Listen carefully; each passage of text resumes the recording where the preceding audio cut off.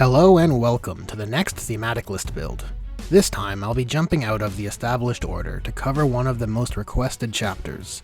This one is for the Noble Sons of Sanguinius, a Thematic List Build for the Blood Angels.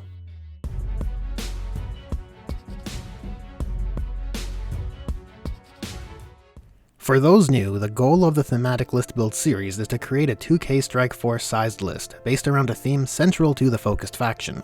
And with that stated, let's take a look at the sub-faction rules. The Blood Angels chapter tactic, the Red Thirst, remains the same as it was in its previous iteration, presented in Psychic Awakening, the Blood of Baal, granting units which charge, were charged, or intervene +1 to wound for melee attacks, and grants units which advance or charge +1 to the roll.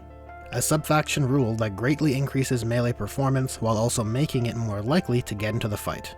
And of course, I need to make an obligatory mention to the World Eaters, who still have their 100% totally just as good sub-faction rule of a +1 to attack only when they charge.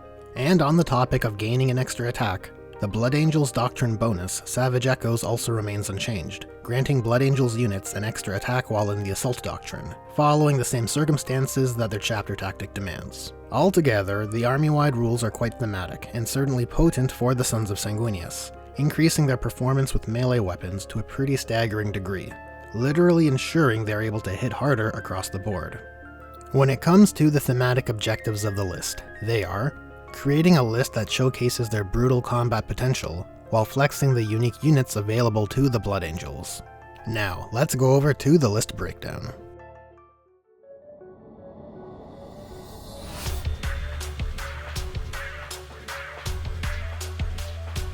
The list is organized into a battalion.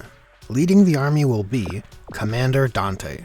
I simply could not resist setting up Dante as the warlord of this list. Speaking kindly, his 8th edition datasheet was very disappointing, lacking the rules necessary to be a top threat level combatant, which for a chapter master, of the Blood Angels no less, was giving me a minor case of the rage.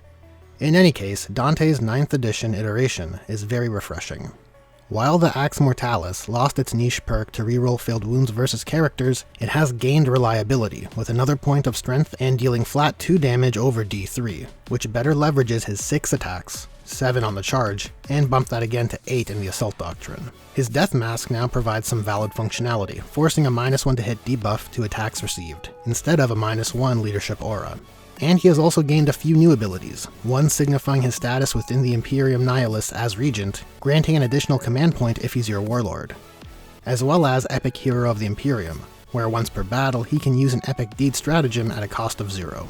His warlord trait, Heroic Bearing, will boost his Chapter Master and Captain auras by 3 inches, and grant him a 9-inch aura to boost leadership by 1 for core units.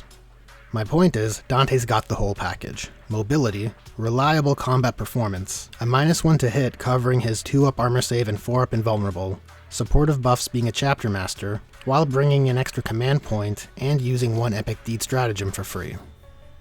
The second HQ of the list is the Librarian Dreadnought, taken with the Storm Bolter.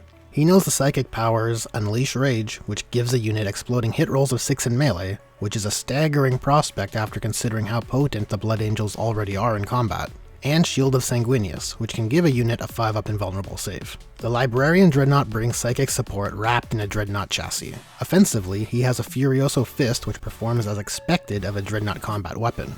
But the Librarian Dread can make 1 additional attack with the Force Halberd, at strength 8 AP 3, dealing a lovely D3 plus 3 damage.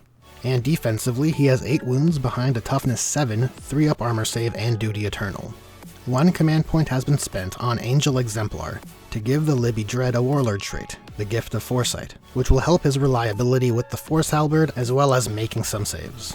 Moving on to troops. Keeping things brief are 2 intercessor squads, taken with bolt rifles and the sergeants with chainswords, as well as an assault intercessor squad. Between these 3 squads, the intercessors can serve as screens for the Libby Dreadnought, which can either stay and hold rear objectives or footslog it forward as the situation demands. The last HQ of the list is a Sanguinary Priest. As an apothecary, he can be used in the early game to keep up the intercessor's numbers, using his Narthesium and combat restorative abilities, as well as the combat revival stratagem, and his Blood Chalice will let a unit jump to the Assault Doctrine. He has been given the relic, the Visage of Death, which gives him a melee-only version of Dante's Death Mask. But more noteworthy, it also gives him a 3-inch aura to turn off enemy obsec. Quite good. And with the troops out of the way, we can focus onto some of the more exemplary units. Serving as Dante's Honor Guard are a 5-man unit of Sanguinary Guard, all taken with Angelus bolt guns and in Carmine swords. Sanguinary Guard perform in a manner that befits their angelic aesthetic. They fly, have ranged weapons that perform similar to bolt rifles, and when fighting alongside Dante, their 4 attacks each on the charge will be hitting on 2s at strength 5, AP 3, dealing 2 damage, making them perfect elite infantry slayers. And uniquely, they are able to make use of the Unbridled Ardor stratagem, which will allow them to heroically intervene, and do so at 6 inches instead of 3. And defensively, since they all bear death masks, melee attacks made against them suffer a -1 to hit penalty, layering nicely with their 2-up armor save.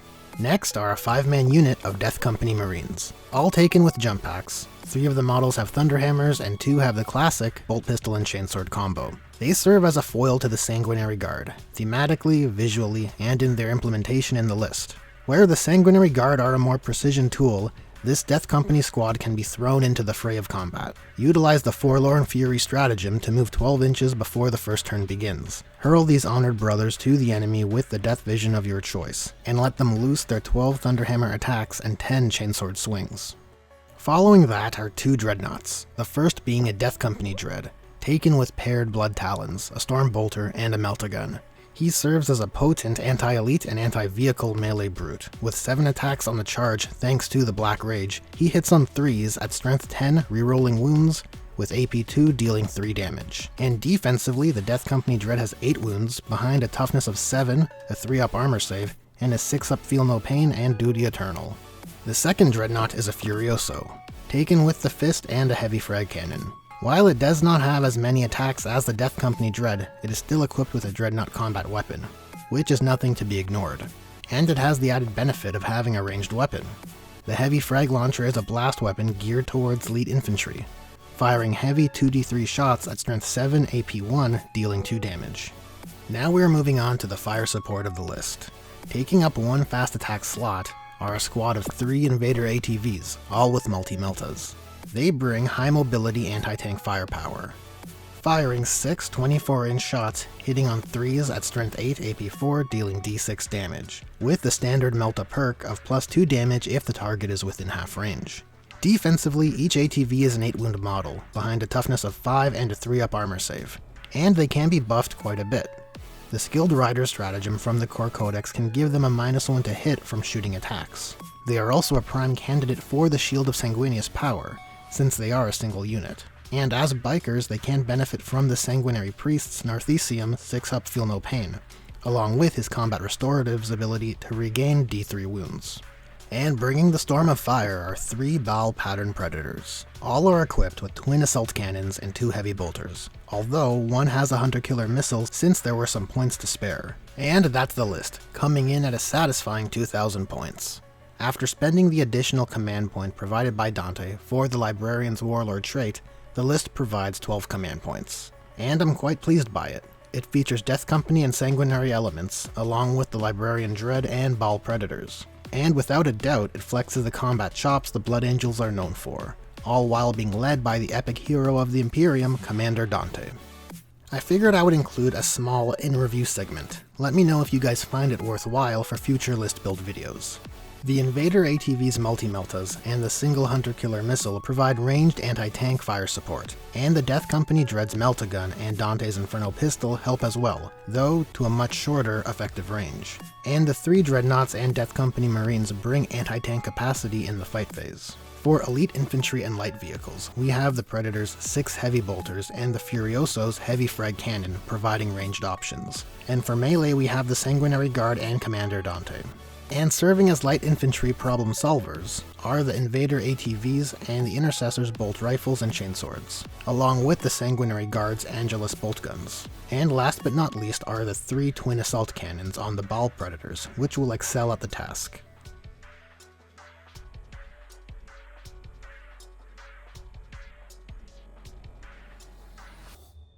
That's a wrap on this one. Thanks for watching.